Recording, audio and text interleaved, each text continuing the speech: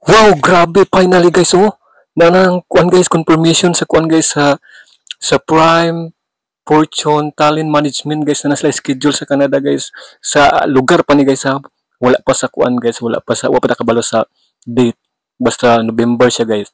Nanang sing mga lugar lang nga adtuan guys mag-concert sila guys sa Calgary, Canada, Vancouver, Canada, Winnipeg. Yan na pa isa ka kuan guys nga to ipa-confirm pa nila na Elias guys. Wow, grabe. Grabe guys. Nanagid guys mo nanagid ang schedule nga lugar nga adtuan sa Canada guys silang concertan sa Canada. Wow, grabe. Grabe taga Canada diha. Ready na mo. Vancouver, ug na mo sa Vancouver, Canada, Calgary, Winnipeg. Diyan magkuha na kayo, maghintay na kayo diyan, prepare na kayo diyan mga ka-idol ni Elias diyan sa Kalumadban. Prepare na mo diha.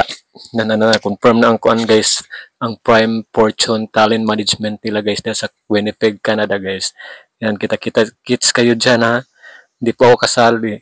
Kuan lang ko. Supporter ako ni Elias sa Kalumadban.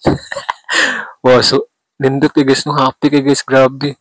Grabe dali ra kay ilang kuan asa sila nga lugar sa kuan Canada pero wala pa jud na nakabutang guys sa ug nga unsa sa November nga ilang usa sila. Di na ako kaya istorya guys kay grabe lipay kay ko guys nga nanaslay ka ng kuan guys na naslay schedule nga lugar sa nasod Canada guys oh. Nakakuha na guys, nakabutang na guys. Calgary, Vancouver, and Winnipeg. Grabe. Na sila lugar nga, specific na lugar sa Canada guys.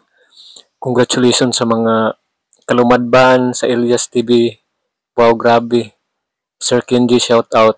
Grabe. Grabe ang panalangin nyo guys. Butan mo gumukaya good. Awa na na schedule dali kay nakakuan.